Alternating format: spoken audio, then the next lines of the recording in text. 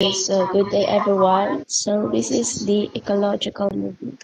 So first I'm gonna share the history of ecological movement. So the ecological movement emerged in the late 1960s as a response to growing concerns about pollution and resource depletion. It aims to protect the environment through conservation and pollution reduction. This movement addresses global issues such as climate change and species extinction. So we have here examples of ecological movements. So first we have the environmental movement. So this movement raised awareness about environmental issues and advocated for environmental protection. It led to significant policy changes, such as the establishment of the Environmental Protection Agency, or EPA or EPA, in the United States. Second, we have the Save the Earth movement. This global campaign promoted public action for environmental protection. It emphasized the interconnectedness of ecological health and human well being. And third, we have the Earth Day celebrations. So, annual events held on April 22nd, promoting environmental awareness and action. And also, we have Paris Accord advocacy. So these global efforts aim to combat climate change through international cooperation. It seeks to limit global warming to well below 2 degrees Celsius, preferably to 1.5 degrees Celsius compared to pre-industrial levels. And we also have the Chipko movement. So this movement is from India. This grassroots activism movement focused on protecting forests from deforestation. It emphasized community involvement and direct action, with people hugging trees to prevent their felling. And next, we also have the Apico movement. This is also from India, and this is similar to the Chipko movement. The Apico movement focused on protecting forests in Karnataka.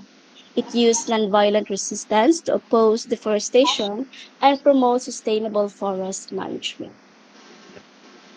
And now, let's go to the environmental law and theory. So we have here the property rights. The concept of property rights has evolved from absolute ownership to stewardship model.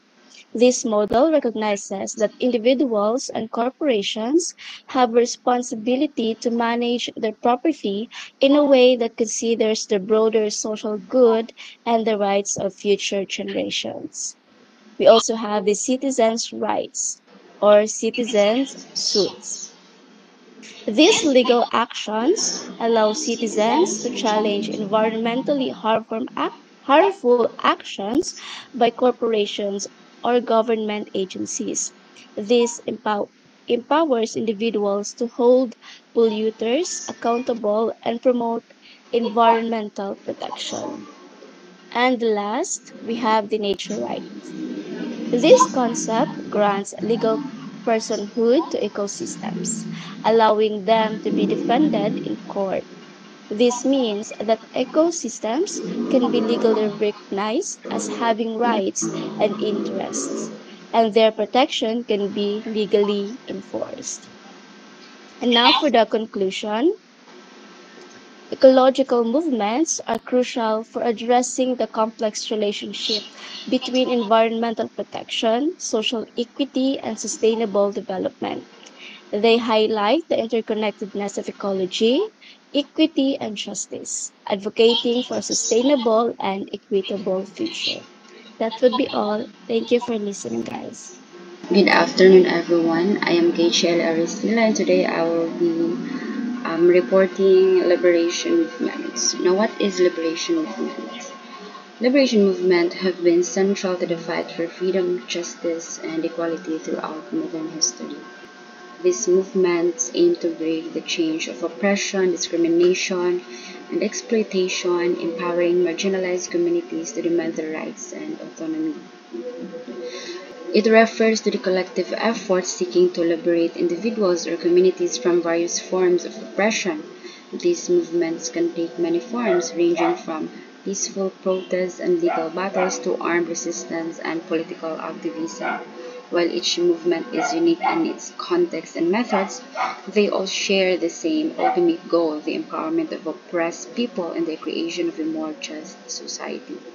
So here are the key types of liberation movements. First is the civil rights movements, which is particularly prominent in the United States during the mid-20th century. Sought to end the racial segregation and discrimination against African Americans.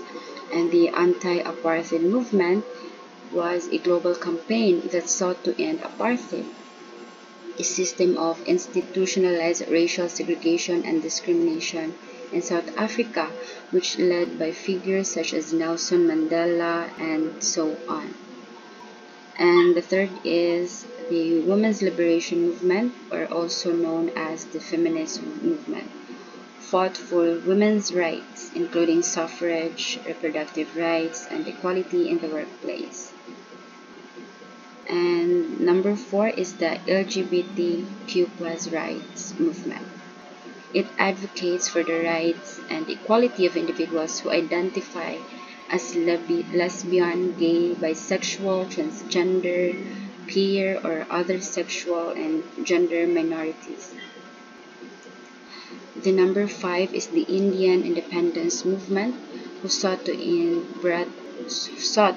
end British colonial rule over India and establish self-rule, which is led by iconic figures like Mahatma Gandhi and so on. And next is the Palestinian Liberation Movement, which focused on securing self-determination and independence for the Palestinian people. It arose in response to the displacement of Palestinians following the creation of Israel in 1948.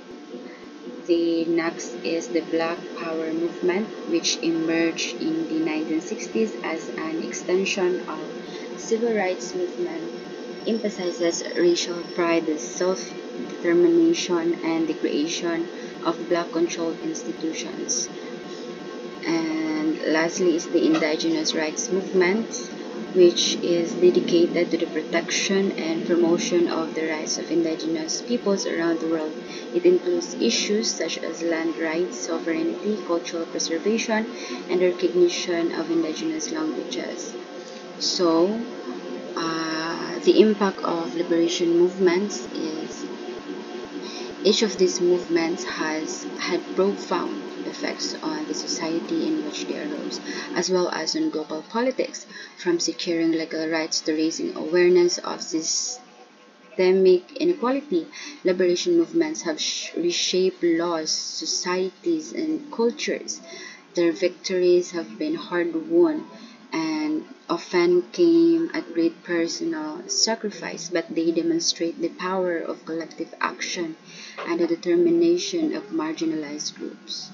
Well, these movements have not only achieved significant changes but also laid the groundwork for future advocacy.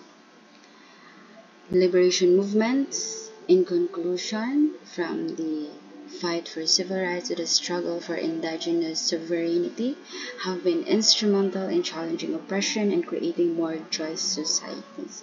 While the methods and contexts vary, the underlying goal is consistent: to secure freedom, dignity, and equality for all. The legacies of these movements continue to inspire individuals and groups worldwide, demonstrating that the fight for justice is never finished and that change is always possible. That's all. Thank you.